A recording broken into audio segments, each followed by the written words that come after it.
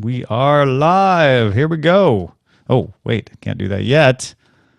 I have to also start Alpha Geek Media.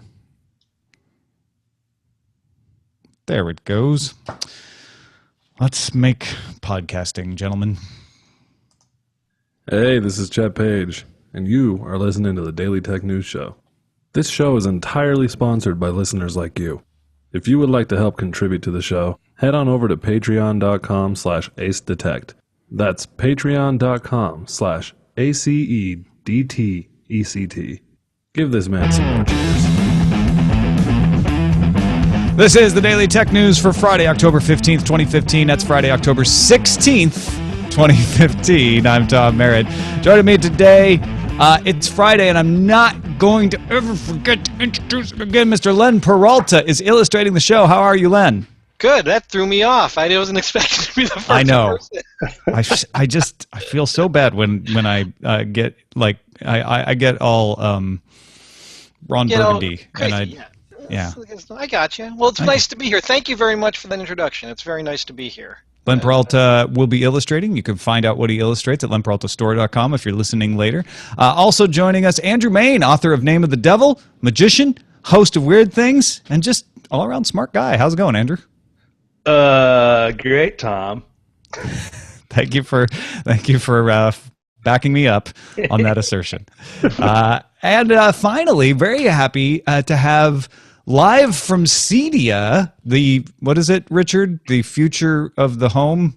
Home of the future? Future something, I don't know. They changed that it thing. this year. Lots of home stuff, smart home stuff, and he's also a smart guy. Richard Gunther, editor of Digital Media Zone, host of Home On, to talk to us today a little bit about what's happening in that world where custom installers are realizing they have to cater to people who are broke like us. Is it really Well, I don't know if that's exactly it. Am I overselling it? Okay. What are you going to say, Andrew? Is it really called Cedia? It is really called Cedia. Yeah, it stands for the, what does it stand for? It stands for the Custom Electronic Design and Installation Association. Yeah. And then, it sounds like a fruit juice bar in Santa Monica or something. It doesn't begin with an S, or it would be. Yeah. I think there might be, actually, in Santa Monica. Like Comdex, Mm-hmm. Those kind of shows. Keep remembering that. Those were the days. Yeah. Well, we are going to talk about Cedia in a little bit. Now it sounds weird to me, too. Let's get to the headlines, shall we? Red Hat announced it has acquired DevOps software startup Ansible. Ansible co-founder and chief executive Saeed Zouani spent a decade at Red Hat as a vice president of sales and biz dev. Todd Barr, Ansible's senior vice president of sales and marketing, is also a Red Hat veteran. So lots of friends helping friends out here, but in what I think is a sensible acquisition. Ansible competes with Puppet, Chef, and SaltStack. So if you're wondering why Red Hat, open source, Linux, okay, what's up, DevOps? If you're the kind of person who might complain about the slow rollout of OpenStack Ceph storage software across your data center infrastructure, this acquisition is of interest to you. And that's all I'm going to say about it. Because this is a big deal in the enterprise, and it's taking a company that's mostly open source, putting it in a company that's definitely open source, and going to help Red Hat move into more software as a service stuff. In the big picture thing, it's very interesting where we just saw Microsoft reveal, their kind of the latest product line. We see how much they're trying to focus in getting back into the personal and sort of smaller into the business, and showing you how Red Hat, which when that company started, 15 years ago, has, grown along with the open source market and taken over such a big segment of what used to be, you'd have, Microsoft handling and, Diebold and Oracle and a few others, and just you don't even think about it. It's not even a question of like, do we use open source or not? And a big acquisition for Red Hat, apparently, although we still don't know the terms of the deal. Chattanooga's municipal utility EPB Fiber Optics announced the launch of 10 gigabit internet service in its 600 square mile service area. Service will use Alcatel-Lucent's TWDM PON technology to scale up the speeds on the existing 1 gigabit infrastructure. The 10 gig service will cost you, it's $299 a month, though you do get free installation. You don't have to sign a contract. There's no cancellation fees. There will also be 3 and 5 gigabit services offered for businesses as well.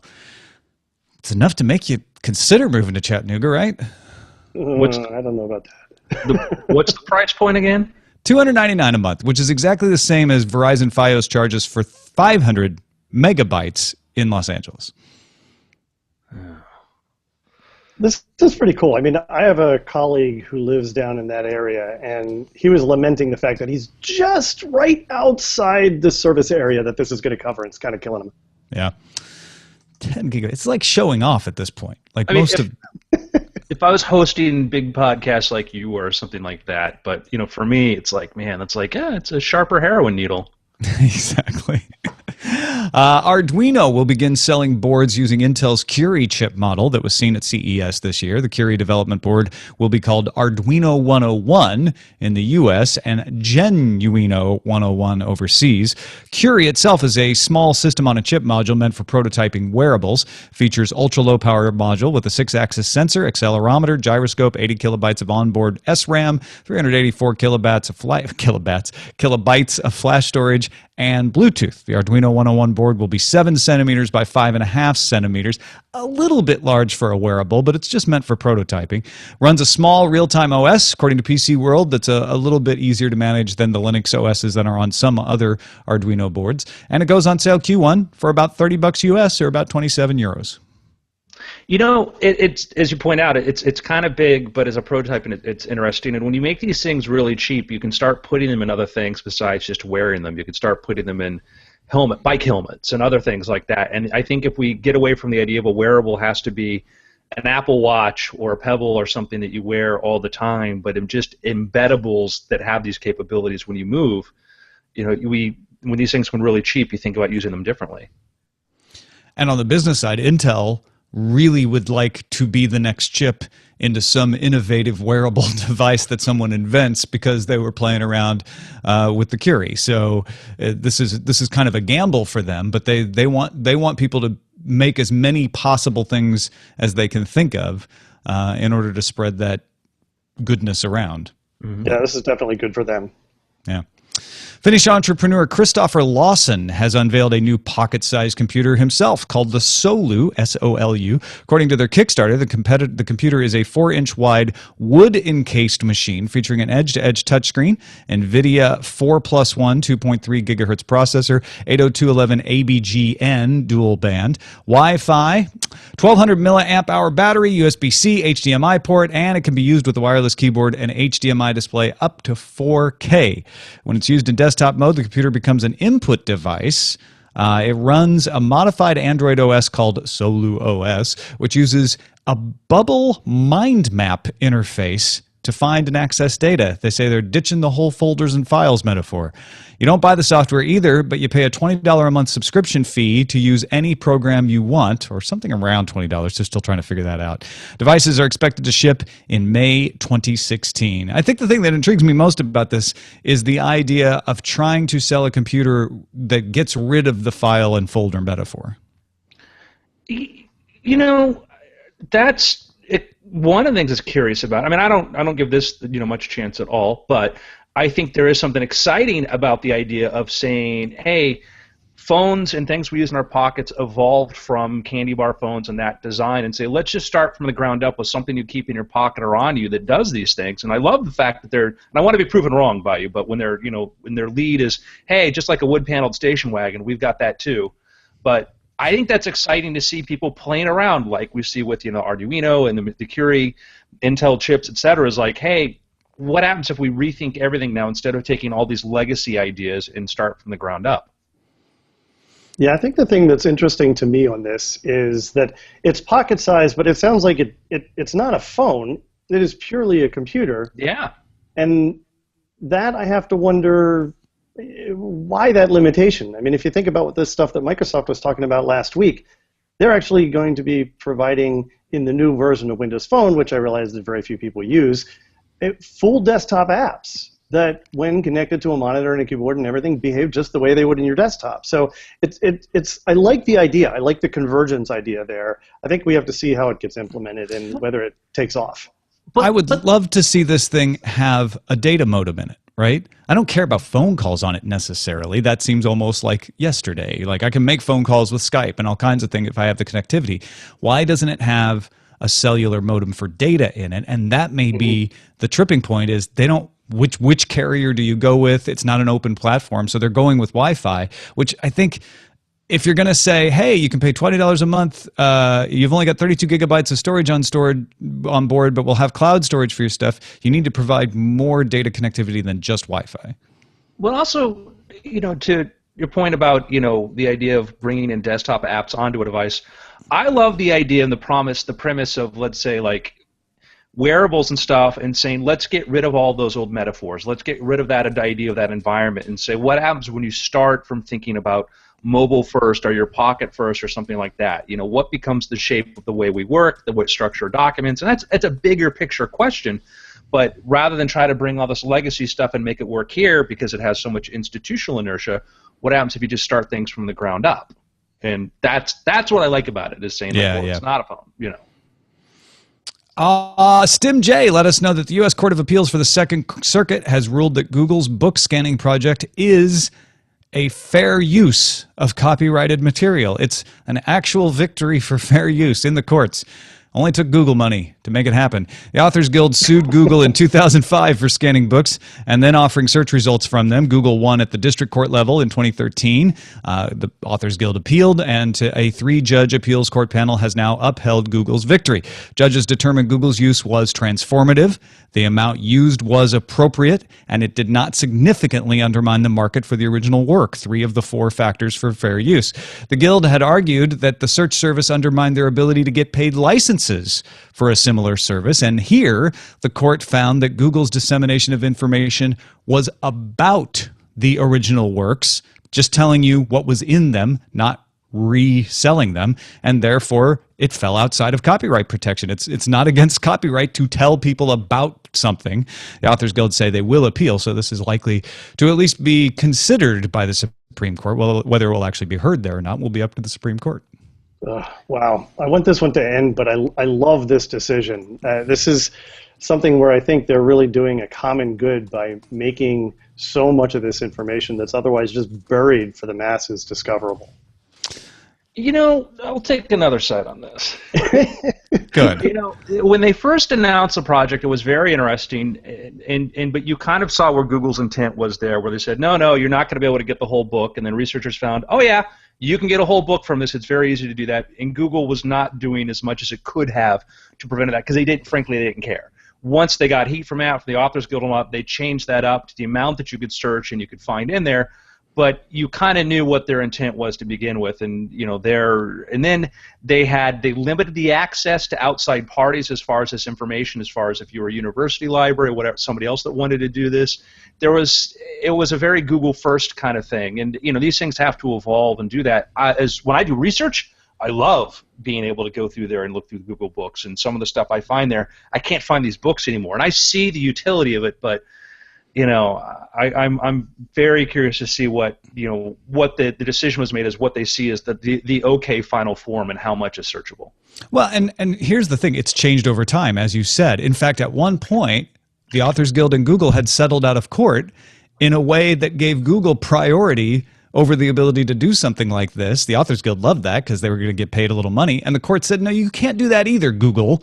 You can't claim that you own all of the information about books. So I feel like this court decision is actually a good in the middle decision, which says as long as you, Google, are only indexing these in order to expose a very small amount of information, very similar to what someone would be able to do in a library, but just more efficient because it's computers, and you're not undermining the market for the works, and as long as you, the Authors Guild, aren't privileging anyone to have that access by making a separate deal with Google, this is going to be good for everybody, because books will sell at the rate that they've sold, one would think, and a Bing or another big startup or a Facebook can come along and do the same sort of deal and come up with a more innovative and better way to search these things. And the idea when you're doing research is you should be able to tell, like, oh, that book has the information I'm looking for, but have to buy the book if you want to actually get everything that the book says about it.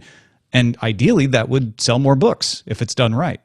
At least that's my hope. Yeah, no, I agree. Yeah. Alibaba announced plans to buy Youku, one of China's top YouTube-like services. I may or may not have discovered it when I was looking for full episodes of Eureka in 2009. Alibaba offers $26.60 per share and intends to take the company private. CEO Victor Koo would remain in charge of Youku, and the deal is subject to shareholder approval. Alibaba recently launched its own Netflix-like service called Tmall Box Office and sells smart TVs and set-top boxes that run its own OS, so it kind of fits right in there of them owning some Roku-like things, some Netflix-like things, and now a YouTube-like thing. And it is the most popular one in China, at least by some accounts. What? And that plays into what we were talking about before the show, where the number of your listeners that are actually international. If you take China, India, and Southeast Asia, that's 10 times the size of the United States. And what worked here is going to work really, really well in these other countries as they have emerging middle classes and economies. And so, it's exciting to think that these things are catching on elsewhere and when they're putting in that much effort into it. And this is very similar to Google buying YouTube. Alibaba, more known for e-commerce than being a search engine, but it is something that makes a lot of money. Youku has been sort of struggling to generate revenue, and now they'll get a boost in that as well as be able to boost Alibaba's own properties. So it does seem like a smart move. So is YouTube profitable yet? It's hard to say. Yeah. The way Google reports it is still nested inside of Google. It is at least break even by some accounts, and I should mention my wife works there, but that doesn't give me any insight into the books. But yeah, sometimes people say, well, Google's still going with it as a loss leader. Other people say, no, it looks like it's paying its own way at least. It depends on who you ask. And that seems to be like that's the bet you want to make. That's the bet you want to make on the future, because it's just, as you look at just those young people and what TV is to us, that's what YouTube is to them. And it's I was just at the Geeky Awards last night and just seeing how much of this kind of culture is out there that I'm not even aware of, but how much of it just functions purely on those environments like YouTube. And if you want to make a foothold in Asia and the rest of the world, then getting in early on a place like the next version of YouTube seems wise. Wall Street Journal says IBM has agreed to let the Chinese government review some source code for some of its products. China frequently requests code review to ensure the security of products. Most U.S. companies resist the requests and often will create alternate versions, most famously Microsoft creating a version of Skype. IBM's code review apparently took place in a secure room with no opportunity to copy the code and took little time. So some people are saying it was just a gesture, not really a legitimate code review. It's hard to say from the outside. The Chinese government wanted to make sure that the stuff they had put in there earlier when it was made was still there. Or they wanted to they somehow convinced IBM to do this so they can point to it and say, see, IBM did it, Microsoft. Why won't you do it? Well, that's one of the reasons why Apple's been having so much success in China, is that they're able to they don't have the limitations that Google has as far as searchability and stuff like that. And that's a big limitation, is when you say how much are you willing to accede to these other governments. Mm-hmm. And if you're just selling physical products, it's easy to say, yeah, take a look. If you're trying to sell search or freedom of information or other ideas, that gets to be much more problematic. Her Majesty's High Court of Justice in England has found that the Uber map does not break the law. Mr. Justice Ousley declared the taximeters do not operate in the same way as the Uber app, as they do not depend on GPS signals or other new technology used by the app to calculate fares. The Licensed Taxi Drivers Association intends to appeal the decision, and the Mayor of London is considering restrictions on Uber, like a 5-minute waiting period after you order one of the cars and a removal of the car icons from the app's map. Oh, jeez. I get such a kick out of hearing all of the creative ways that municipalities are coming up with blocking Uber. laws specifically targeted at ensuring that Uber does not succeed, and yet they still do. It's kind of a testament to the power of their own. Some people call it arrogance, some people call it confidence that Uber has in just barreling ahead in all of these markets. I'll tell you, I've been in Dallas for the last 3 days, and I have not been in a cab yet. I've only used Uber to get around. Bad news for cab drivers. And it just underscores, I'm the same way, like how unpleasant of an experience it was. And I remember in like Vegas when they just finally got credit card machines in cabs. You know, like these things have been around for 50 years, and you have major cities that refused to use them. And you're like, well, why? You know, that was just like last year, wasn't it? Yeah, it's insane. And it's just, and it's like, we're supposed to feel sorry for this industry that intentionally tries to screw you over. It was in Philadelphia. And I was at right around a friend who was paying, and every cab driver somehow didn't have change, you know? Just learn to pay cash, okay?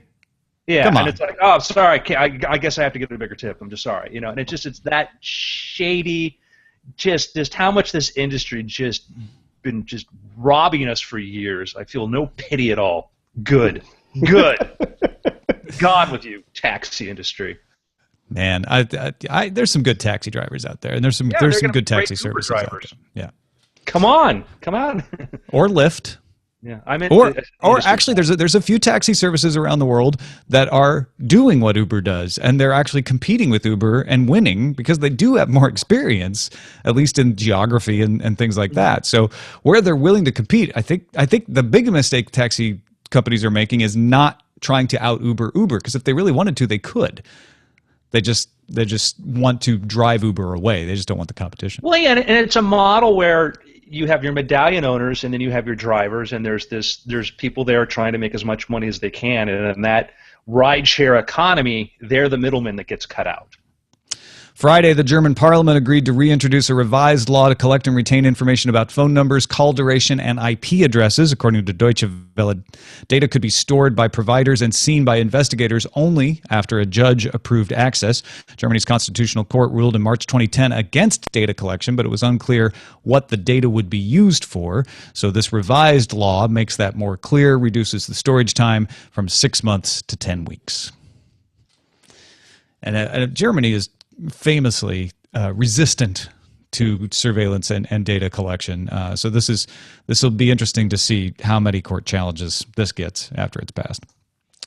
Reuters reports Amazon is shaping up to be a big winner during the current holiday shopping week in India in competition with Flipkart and Snapdeal, two big incumbents. The month-long festival Diwali began Monday, and Amazon began offering discounts, fast delivery, and a chance every day to win a kilogram gold bar. Analysts say Indian e-commerce firms could make as much as a quarter of their annual income this month. Along with Amazon's Great Indian Festive Sale is Flipkart's Big Billion Days, and Snapdeal already says it has more than 5 million orders shipped. That's exciting kind of story. The same as the Chinese like YouTube acquisition. It's just that the growing middle class there, and how that changes things. And it's going to be interesting to see how that'll impact places where so much of the commerce is really done on mom and pop stores and businesses and super, super hyper local. Yeah. Well, that is it for the headlines of today. Thank you for submitting stories, everybody, on the subreddit. Whether I mention a name or not, I look at all of those, and they definitely help us put the lineup together. So get in there and vote. dailytechnewsshow.reddit.com. Let us know what you'd like to hear on the show, and that is a look at the headlines. All right, Richard, let's talk about Cedia. What are some of the trends you're seeing out there? I sort of set it up earlier that we're seeing custom installers move a little towards consumers, but we're also seeing consumer companies kind of trying to get into maybe a little bit of that professional space. Yeah, exactly. And I think that just to clarify that, it's not necessarily that the installers are particularly getting involved in the consumer space, but the companies that traditionally create product that require an installer or a distributor to get a hold of, to get in your home. And these are usually companies that are producing very, very high-end products like Crestron and Savant and the like, where you're going to pay tens, if not literally hundreds of thousands of dollars for a home theater or for some big AV setup in your home and home automation capability, all done for you custom. Some of these companies are realizing that, well, there's an opportunity here for us because now smart home stuff is really heating up. People are interested in smart home technology in the masses now, and there's a potential opportunity to produce product for those too. The challenge, of course, is that you risk alienating the distributors who built their businesses off of you, and potentially digging into that side of the business. So it's an interesting and delicate balance.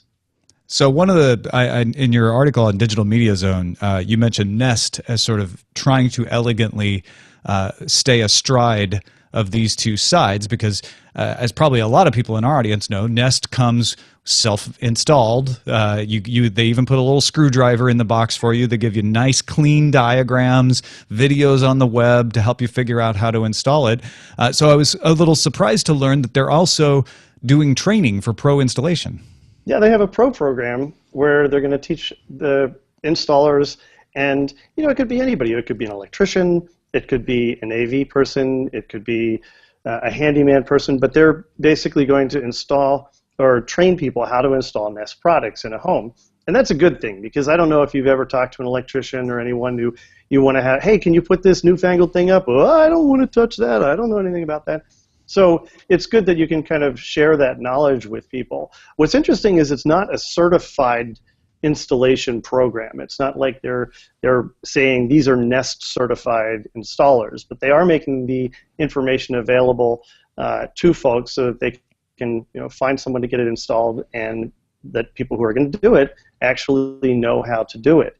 And if you think about it, there's good reason for this, right? Because if you have just spent tens and maybe $100,000 on some crazy elegant system in your home or a home theater and whatnot, if you look at the thermostat devices that are available to those ecosystems, it's a sea of gray boxes. We've all seen them. They look just like the thing that's installed in most apartments, and it's sad that there's cooler, newer technology sometimes from these smaller companies that are more agile and can get product out more quickly. So why would I need to get a pro to install it if I can just install it myself with the little tiny screwdriver? Well, you don't need to, because you're probably inclined to pull that screwdriver out of the box and say, hey, this is cool, I could do this myself. But chances are, if you're actually paying someone tens of thousands of dollars to build a home theater for you, you're not going to install your own thermostat. You want someone to do it for you. You're a man of means, or a woman of means. I don't have time for that. Yeah. And to be honest, I tried using that screwdriver just so I could say I tried it, and I immediately switched to my own screwdriver. It's not that great. I don't understand really why you would need it. Most people have screwdrivers, but it's a nice gesture, I guess, right, of friendliness. And I see what you mean, which is if you're hiring an electrician to install a home automation system that you're paying tens of thousands of dollars for, and they say, yeah, I can install everything, but that you want this Nest, that's not part of the package. I don't know how to do that, and I don't want to touch that. You'd rather that not happen. Yeah, absolutely. And there are other companies that are kind of walking that line between the custom install space and the consumer products. One of the most popular consumer products in the install space right now is Sonos. People love Sonos, and I got sucked into it about a year ago, and you buy one, and then you get another one, and you're like, man, it'd be really nice to have that in the guest room too. And it turns out that this is a big product for installers. Sonos themselves, though, they're not really doing anything to court the installer market, whereas there are other companies that are really trying to create rack-mounted systems that you can install in these large installations. Sonos isn't even bothering, but they're still successful. So the question is, do you really need to make these strides? Do you need to reach out like this? Well, and I wonder, too, how long Sonos can last without its own disruption. I say that because I have a Chromecast audio plugged into my Sonos right now because it happened to be the speaker in my living room that had a mini jack port. So I just was, I'll just put Sonos online in, try out the Chromecast audio.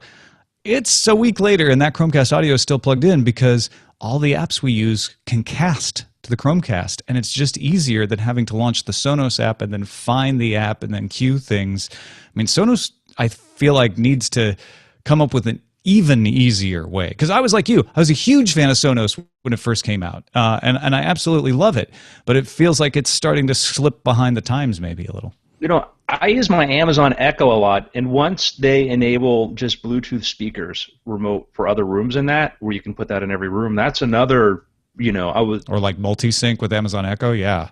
Yeah, because that's how I play my Audible. That's how I do all that. All the other sort of in my music streaming, everything. Now they've got the sleep timer and stuff, and it just that's the danger some of these companies risk, is that where they're invested in a technology that was great 10 years ago, but now there's so many sideways into it. Yeah, no, that's true. So here's my idea: Uber for installing home automation stuff. I think Amazon has a little something similar to that, where they're trying to make it really easy to find a certified, well-reviewed installer that you can get quickly. I know Amazon does something with household installation.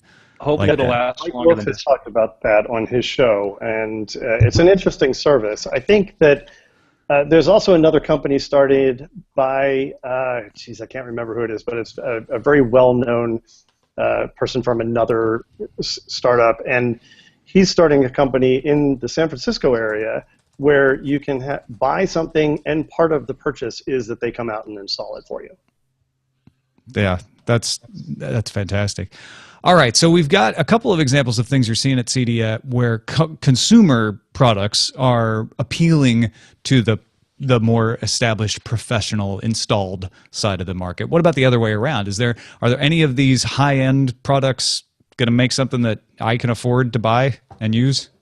Yeah, and so that's the other side of this equation, right? Is that on the other side you have these companies that have been building these very expensive systems, and they have the infrastructure, and in many cases they have just beautiful products that there's a demand for in the consumer space. Now, they may be a little bit more expensive, but if there's enough demand, and it's not necessarily the same thing that you might be able to get from a professional installer, there's an opportunity to market that to directly to consumers. And the perfect example of that is Savant's announcement at the beginning of this week, where they came out with a new universal remote it's just beautiful. Absolutely. I don't know if you remember I remember to this day seeing the first Logitech Harmony 1 prototype on the CES show floor. I think that was the year that I was there with you guys. It might have been. It sounds about right, yeah. Guys, the perfect universal remote is like Fusion. And we're so close.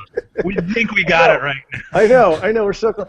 And so, you see something that just has that perfect design, and it's something that you want. And I think that is what Savant has come out with here, something that they're going to be actually marketing online, direct to consumers, at a $500 price point. So that's higher than what you'd be paying for something from Harmony, but it is a premium product. And they're also going to be selling it in Best Buys in the Magnolia Design Centers.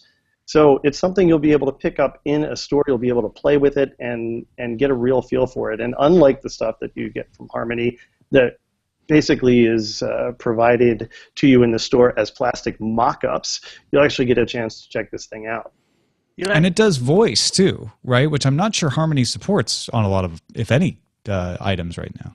Yeah, that's correct. It does. It's going to have the ability to just call up a channel by voice or call up scenes by voice, and it'll integrate with some of Savant's own home automation stuff. And one of the things that I love about this thing, it's so clever, is that the blaster for this, because it uses IR to control your devices when that's necessary. The blaster is this tiny little wireless puck, wireless. So again, unlike Harmony, you don't have this wire going to this thing that has to sit in front of all your devices. You could literally tape this to the door and close the door on your entertainment center. So it's battery powered then? It's not plugged into the wall? Battery powered. All right. I love and hate that though. It's a nice looking thing, and I think that, what was the company? Was it General Magic or whoever was it that, like, the Apple engineers, like the 90s? I remember some former Apple people started to solve the remote issue, and it's like 20 years later. But like this has this display on there where you can actually make it contextual and change. That's cool, and that might be the secret sauce we need is just to really sort of embrace the idea that you can make the thing change. But man, there are a lot of buttons on this thing. Yeah, I love my Logitech Harmony Ultimate. I feel like it's the best thing ever. But programming it is the part that it's gotten easier, but it's still not pleasant. And if Savant can crack that part of it, they'd have me interested. You and I have had conversations, Tom, about how you haven't bothered fixing things in your Harmony that don't work because you don't want to be bothered having to do the programming on it. And I'll have you know, that's definitely a problem. This Saturday, I finally sat down and fixed a few things in my Harmony remote, and it feels much better now. Okay, that's important. Yeah. So anyway, this is an interesting offering, and it's part of a trend that we're seeing. We saw Lutron offer a direct-to-consumer hub and products that came out actually as part of the first round of HomeKit devices. Legrand has been selling some of their multi-room audio setups through online retailers. So we're seeing more and more of this, and the question I think that most installers have is this going to in some way hurt our business? And I spoke with an installer who I've known in the industry for a good while, and he really seems to think that for the most part, the installers that are keeping with the times are jumping on board this. They're recommending Sonos. They're recommending that people try stuff out on their own because potentially it's a foot in the door. Interesting. Just to have the good stuff, right? If you're the best installer, you'll offer people the best package, even if that includes easy stuff to install, I suppose. Yeah. Anything else from Cedia before we move on? I'll tell you, it's been an interesting show. I have visited a bunch of vendors and seen just general vendors that I wouldn't necessarily even think of seeing here. I'm so happy about this. I saw LG's flat OLED TV. Finally, we're seeing the demand for flat OLED is being not curved. Heard. Yeah. Because everybody's saying, why would I want it curved? So yeah, I'm really happy to see that, and just kind of a glimpse at the kind of things that we're going to see at the Consumer Electronics Show. Certainly at CES, there's a whole lot more that's geared directly to consumers, and that's kind of the mecca for us. Excellent. Well, thank you, Richard, for giving us a little insight there. And we'll mention it again at the end of the show, but folks, go to thedigitalmediazone.com, and Richard's been posting some of his findings there and will continue to, I assume. Indeed. For the next couple of days. Our pick of the day comes from Mark from Always Shaken, Santiago, Chile. He said, your recent tech off the shelf video, those are on my YouTube blog, youtube.com/ace2tech. I look at new and old gadgets. He said, that triggered something in the dark reaches of my brain. For all those missing their old Mattel handhelds, I can recommend LEDhead, LEDHEAD. The emulator has been around for ages, as you can tell by the support for Palm OS and Pocket PC, but the Windows version still works fine as of Windows 7. While not every game made it, most of the popular Mattel handhelds are available to be emulated there. We'll have the link in the show notes at peterhirschberg.com/handheld/LEDhead. Well, show notes will be at dailytechnewsshow.com, but that's the LEDhead URL, and you can do baseball, football, basketball, all the old Mattel electronics right on your current computer. That's awesome. You don't have to go reaching around and find something like that laying around behind you. This probably doesn't even work. Oh, very nice. Send your picks to us, folks. Feedback at dailytechnewsshow.com. You can find my picks at dailytechnewsshow.com/picks. A couple emails before we get out of here. Joe Phillip from DC, writing from Ghana about our show last Friday where we talked to Eric Olander about Africa, said, I wanted to send a quick note. I was finally able to listen to last Friday's show, and the conversation was fascinating because I'm currently in Ghana for the first time. I'm working in a startup that is focused on rural electrification by building solar microgrids. You can actually follow our progress on the first project at facebook.com/BlackStarEnergyGH. It's been fascinating as our customers are all people who have no electricity connection, but many have a cell phone, although most are still basic phones. However, one of our partners and one of our engineers who live in the main city of Accra actually carry 2 phones to ensure they have a signal on one when traveling within the country. As a price point, though, I was able to get a data package of 1 gigabyte for a week from Vodafone for 10 cedis, which is roughly $2.50. A gig for a week at $2.50. Most of the time, I have a 3G signal, which works well enough. Instead of using the phone or text, we pretty much rely on WhatsApp, as it makes it easier to communicate with people abroad as well. Everyone here with a basic smartphone pretty much uses WhatsApp. This is my first trip here, so it is difficult still to draw any conclusions. But thanks again for the discussion. Within Ghana, I see big differences, so it's great to hear different people's perspectives on different parts of the world. Thank you, Joe, for sending that. And he said to forgive his typos because he was typing on his phone, because that's what they use there. And then finally, T2T2, who is the fantastic person who runs our chat room, among providing many other services for Chat Realm and Diamond Club, wrote, every time digital signatures are mentioned on the show, the 3 Estonians listening to the show laugh at the state America is in, since we've figured everything out since 2002. He said, over here, everyone owns an ID card. On it, there's a chip that has standard stuff like name and ID number, but also certificate and keys for authentication and signing. It can be used to digitally sign anything. They have a format called BDoc. That's a zip file with metadata. On the user side, you can enter an ID card to a reader. You can attach the file to an email. He said authentication. Most people log in with an ID card. It's a PIN plus code. Also, 99.8% of bank transactions are done online. No checks, no bank ATM visits. Day-to-day uses include bus tickets, customer cards, prescriptions, e-voting. I think a lot of people have heard about the Estonian e-voting, voting in elections over the internet. And he says, of course, the problem is that it's mostly Estonia only, but we are doing work to either use our software in other countries like Finland or giving residency to everyone in any country at the e-resident program. He has a little more description in his email and links to a lot of this stuff if you want to check it out at dailytechnewsshow.com. I love this. I think this is so cool. I don't know how people feel about the whole general ID thing. I'm all for it, but I'm afraid that if we implemented it, it would be just as terrible as our chip and pinless system that just went into effect. I don't know.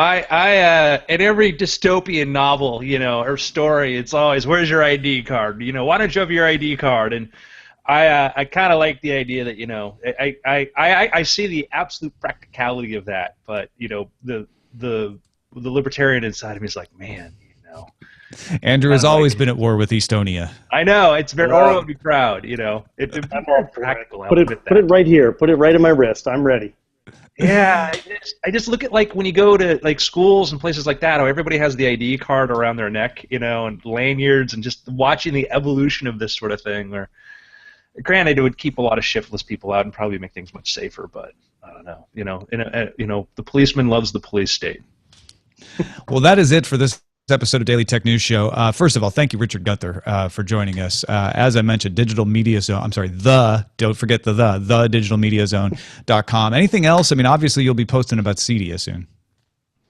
Yeah, and we'll have an episode of Home On, the podcast that focuses on home automation technology, that includes a bunch of interviews with folks on the floor here at Cedia. So it should be a good show. Andrew Mayne, author, TV host, magician, just, you got so much to choose from. What do you want to tell people about? I want to tell people, check out my books, Angel Killer, Name of the Devil, available on Amazon right now. Angel Killer, I think the Kindle book is now just like $5 if you want to get started on the series that was the 5th best-selling independent book of the year when it first came out. And congratulations. Then up by HarperCollins and The Name of the Devil. Meanwhile, both these books are being developed by 20th Century Fox and Temple Hill for TV, so we'll see if something happens there, maybe. Keep your eye on Variety and, Deadline. As I do, every 20 minutes. See what's up. Len Peralta, what have you been working on there? Well, there's a lot of talk about the connected home, of course, obviously, and I think there's a lot of great things about the connected home. But, there are some things, there are some perils as well. I think just on the way to getting to being the connected home, there is the, of course, unconnected home, which, of course, you can see people stepping on things and tripping on cords and things like that. Now, the time will come. It will come. But I should mention, for those of you who aren't watching video, There are a few little things, of course. On the TV is, of course, Andrew's show. Don't trust Andrew Mayne, right on the wall. There's a screenshot of Tom, which was taken during the show. First time I've ever done that. Really? So that's from this very episode. That's from the very episode. Incorporated into the art. Interesting. Yes. And, of course, the connected 127.0.0.1, which was actually taken from the chat room. I think it was BioCow had mentioned that, and that's the title of it. So yeah. So there you go. That's nice. The man in the bathroom is about to step on the Roomba, and it's not going to be pretty, folks. I know. Exactly. Stumbling through my home with my VR gear on. Get it before we have to convert it to IPv6, folks. The connected 127.0.0.1 at lenperaltastore.com. And, of course, support Len on Patreon as well. Yeah, that's right. If you go and you back at the $2.50 level, you get your own personalized DTNS boss avatar. So go ahead and check that out. It's patreon.com/Len. Thanks to all our patrons who help make the show possible. If you are someone who does that, we cannot thank you enough. You make it so that we can do the show. If you're not one of those bosses and you'd be willing to become one, check out dailytechnewsshow.com/support. And if nothing else, go review us on Pocket Casts or Stitcher or Overcast or iTunes. Just leave a starred review. You don't have to write anything in there. You can just write, "We have concerns." We don't really care. Our email address is feedback@dailytechnewsshow.com. You can give us a call, 512-59-DAILY. It's 512-593-2459. Listen to the show live Monday through Friday at 4:30 p.m. Eastern at alphageekradio.com and visit our website, dailytechnewsshow.com. Back on Monday with Veronica Belmont and special guest from Stuff You Should Know, Josh Clark. Talk to you then. This show is part of the Frog Pants Network. Get more at frogpants.com. Diamond Club hopes you have enjoyed this program. Great show, you guys. Thank you so much. Yay. Thank you. Very cool. Hey, it was fun. It was amazing. It was I great. say we go with "There's no place like 127.0.0.1" as our I think that's cool. title. Yes. It's a generational thing. I think. I like it. I love it. Awesome. All right. Well, I'm gonna log off. All right, man. Thanks again. That was brilliant. Great art. Yes. Thank you so much. So good. Thank you. It was. It's a lot of fun. I enjoyed doing it. It was really great meeting you, Richard, and good seeing you again, Andrew. Good to see you too, Len. All right. Take care. Goodbye. Tinvec and T2T2 both pointing out IPv6 would be much shorter, just : 1. Duh.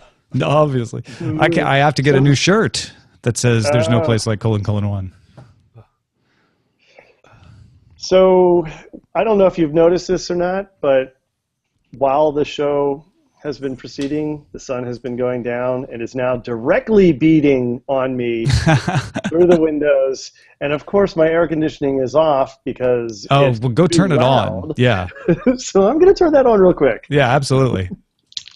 I totally agree with you, Andrew, about the whole e-card thing. It would never fly in the U.S.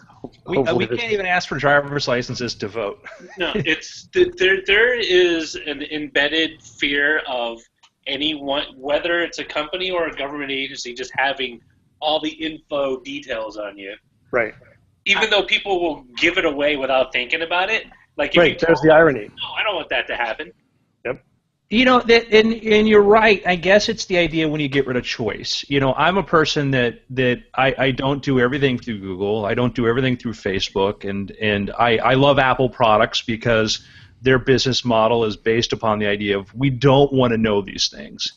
You know, and of course the thing is that, you know, if an ad company wants to track you, you can use Tor, you can use anything you want. They're going to figure out from your fingerprint of the websites you go to and the order you do them. There's so many ways to circumvent that, but I don't know. I like the idea of just I believe that having a perpetual skepticism of too much power is a healthy thing.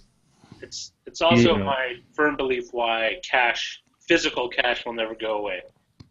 Yeah, I agree in it, but it's you saw, you know, what the Justice Department was doing, you know, cracking down on porn stars and other people and kind of going after sort of like what they considered sort of blue violations and stuff, and getting banks to stop, dealing with that, that's the scary sort of side of that, is that you can, you can use this to go after things that aren't necessarily wrong, but you can, Well, cash could very easily go away if the government just decides to stop printing it and say we'll only back digital currency, which I think could absolutely happen. Well, it could happen, but I don't think you could do it without an uproar. Significant uproar. No, I would disagree. I don't know. I mean, there'll be an uproar, but I don't know if it's enough of an uproar anymore to stop it, because most people don't like. I mean, I guess the difference is, I don't know anybody who says, I like IDs. Like, it's very rare for someone to say that. I know lots of perfectly rational people who say, I don't want cash. I don't want to carry cash. You know what? But see, that's anecdotal. I don't. Well, that's all. Yeah, I mean, that's all we've got to go on. It's all anecdotal. I'm just saying, my sense is that IDs is the kind of thing where the prevailing opinion is very skeptical. Cash is not. There are plenty of people who are skeptical about not having cash, but there's just as many people out there who are fine with not having cash. And I think I think there's a different landscape between the two. But pretend you're Ted Cruz. How would you handle it? I don't know. I don't believe that. I think if people, and this is the thing, if you ask people that question, it's strictly academic. Right, until it's actually down the pipe that it's chugging toward that. Well, the one thing I would say in your favor is that we can't get rid of pennies, and if we can't get rid of pennies, we probably can't get rid of cash. I just remember back in the late '80s, early '90s, there was a huge thing about cable rates going up. Amongst other things that people could write into their congressman about, that was the one thing that got a huge portion of the US. I mean, you could, yes. I don't know that sheds any light on whether we like cash or not. What I'm saying is that when things come down that directly affect people, I think you'll get a truer sense. I'm not debating that. I'm just saying that I think this is one of those things that won't get enough people upset about it. But see, you just contradicted yourself. I don't think that's true. But I think about all those other. There's so many transactions that you do use cash for. Like, I go pull into a parking. I go pay for parking downtown in some shady lot. I don't want to hand over my credit card to this guy. I do not want to give him my card. I'm at a mom and pop restaurant or whatever, and I want to leave a tip. And have a separate transaction with the waitress and all that. When I get my hair cut, whatever. There's so many places where I don't want to give this information over or do that. And I'm not debating that there's lots of other people like you. What I'm debating is that percentage divide of you have to have a certain critical mass to be able to stop something like that. Anytime you make a change like that, there's going to be a huge uproar of people saying don't do it. Mass that wants to make that change, though. You're saying how many people are crying? I'm actually saying that the government has an interest in making that change, and they can make it. As long as they can, parts of the government, but you're one different group of congressmen or House of Representatives getting swept in who all of a sudden say no chance in hell. Well, maybe, yeah. I wasn't thinking about party lines. I'm thinking about institutions of government saying, you know what, we're going to make this change, and so then it just has to wait for the political winds to move to a point where that institution can get its way. That's why he believes in the Amero. Yeah, no, I don't believe in the Amero. And again, don't confuse me arguing what I think might happen with what I want to happen. No, Tom, it's the way it works. No, you can only ever argue for the thing that's in your heart. Yeah, no, I understand that. I guess that I'm not aware of this. I'm not aware of this huge ban cash movement in government or outside. Well, I'm certainly aware of there's a lot of people that would fight tooth and nail to prevent that from happening. Well, and I'm starting with the premise that the government would like to get rid of the business of having to print cash. And maybe I'm wrong about that, but it seems to me that would solve a lot of problems. They could track things better. They wouldn't have to do the printing infrastructure and replacing bills. They've been trying to figure out how to change the metal composition of coins forever to make it less costly. It would just solve so many problems. And if they get in a political position where they could say, you know what, so many people are using credit cards, so many people are using online transactions. We've got this new blockchain technology that was implemented by by the president 10 years ago, we think there's no reason to print cash anymore. There's one particularly huge reason, and that's because the U.S. dollar is a reserve currency of the planet. So if you do that, you have a huge domino effect of political repercussions across. Yeah, but the U.S. demonstrably does not care about overseas dollar deposits. It does, because that's most of the most of our policy ignores any possible effect on the dollar abroad. That is so untrue. I'll find the Economist article that I just read about that very thing and send it to you. All right, you send me that opinion piece. Oh, I really think we should all just be... I'll attack your sources instead of your logic. Well, let's touch upon a thread there. Like, Andrew, by the way, welcome to East Meets West. That's what's happening now. Yeah.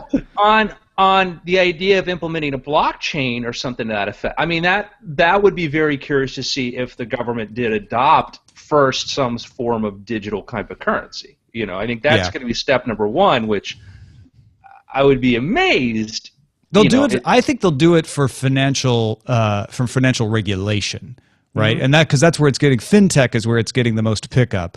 So it won't be like the consumer would use it, but it would take care of a lot of record keeping with it, like things like the SEC and stuff like I mean, first we're gonna have to get to there, which I think at some point, you're gonna have that, and that's gonna be, you looked at sort of with Bitcoin, sort of the people that sort of jumped all over it early on, because they saw opportunity, and the other people that were keeping a cautious eye on this, saying, okay, this is going to go somewhere. This thing right now is probably not that final form, but this is going to go somewhere. And what are the economists who work for Google thinking, and what are these other people thinking as far as that's where it gets kind of curious to me. Yeah, and I think a fair thing to say in response to my premise is, sure, Tom, but it's not going to happen soon, and I think that's probably true. We're not going to get rid of cash anytime soon. In a long enough timeline. Cash will be around when she's old enough to spend it. No. I don't know, maybe. She only needs to do what?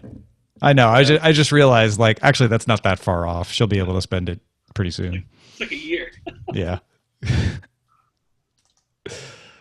But I do get very cautious about saying things like cash will never go away, because it does strike me as one of those things that old people said that turned out not to be true, because there will be a time where U.S. currency, the current U.S. currency we have, will be worthless, but I still think there will be a physical medium that is like cash that will still exist. I don't know about that. Here's what I actually. Whoa! Why are you doing? Yes, hi. I'd like to place an order for download. We got to pay cash for that.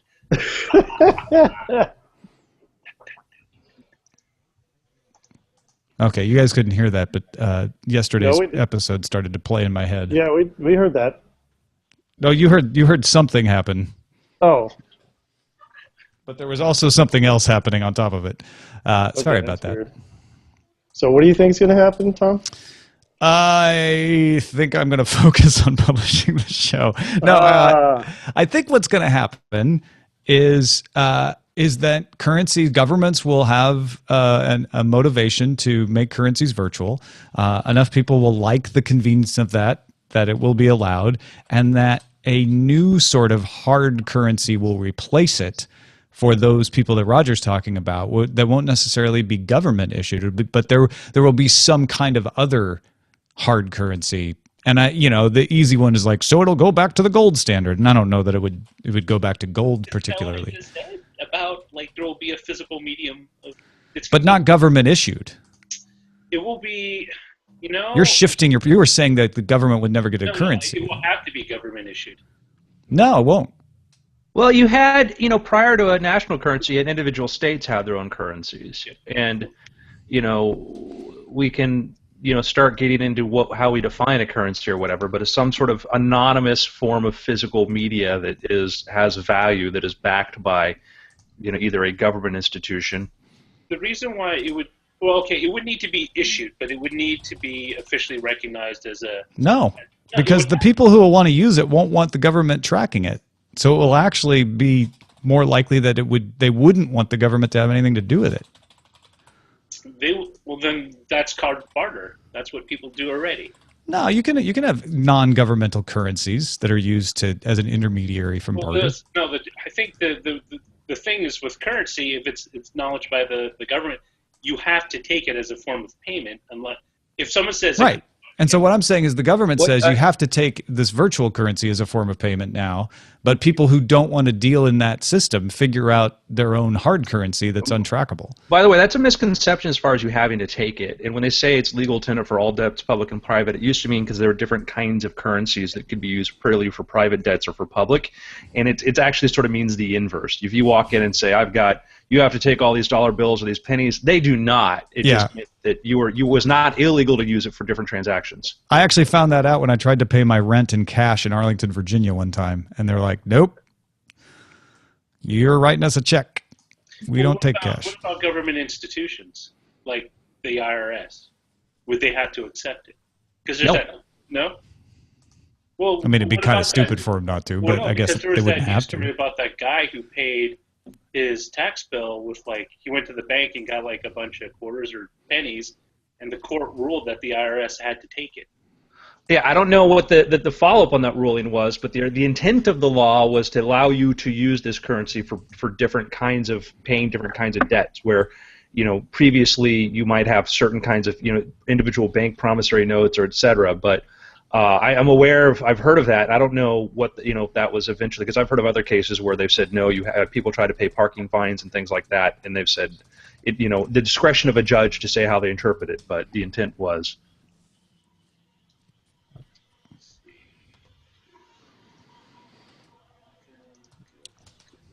Quatloos, gentlemen, quatloos. I bet 50 quatloos that hard quatloos will be outlawed. Do you think that if... I don't know if they'll be outlawed. Do you think that if we got rid of official U.S. currency and went to something that was virtual, there wouldn't become an underground market use for the remaining currency? That's a good question. When it's no longer backed by the full faith and credit of the United States government, would it still be useful because it's hard to counterfeit? And it is virtually, not necessarily entirely, but virtually untraceable. It is that thing that they might try and set up on their own. Mm-hmm. So does it then suddenly have some new value because it's actually not supposed to be used? That could be. That could happen. You get into a valuation question because if what makes $20 is X number of purchasing power, but once through inflation or whatever it causes, it has its, we could, there are a lot of, Deutschmarks from the Weimar Republic out there that you could certainly, use, or Zaire dollars or whatever, but, I guess if you're saying based upon an element of scarcity, like we, use useless things like diamonds or other sorts of materials. Diamonds are one of the most worthless items. Oh, I mean, compared to industrial, I mean, if you're looking for, that's why it's outside of an industrial use. But they're forever. Yeah, but what I'm saying is the man-made diamonds are much better for industrial applications than the ones that we're pulling out of the diamond mines. Which is, I mean, all values on that are totally arbitrary. Exactly. Well, and that's true. I think what's intriguing about what Richard suggested is if nobody's making $20 bills anymore, and $20 bills are very hard to counterfeit, they kind of have a value as a thing that you can't reproduce, but, It would be a collector's item. It would be... well, yeah, and so it would make a nice little exchange of value on a black market. It's why we use Confederate money in all my poker games. That's right. Well, that's the thing. It's other people see it the same way. Mm-hmm. It's one of the things about people who, especially that's the big thing about art dealers is I'm not going to pay $10,000 for someone who just threw paint against a white canvas and decided it's. I mean, all that value is totally subjective, and it's up to the buyer and the seller. Well, yeah, and so if you're like, hey, we just need some medium of exchange that you can't create and suddenly flood the market. And that we all agree is the thing that it is. Yeah, I mean, if that group or if that community or if that, whatever, people all agree to those terms. All right. Well, I got to go get ready for Current Geek, but thank you guys for this episode of East Meets West. Woohoo! Glad we. And Yeah, for sure. we'll be back on Monday. Bye, everybody.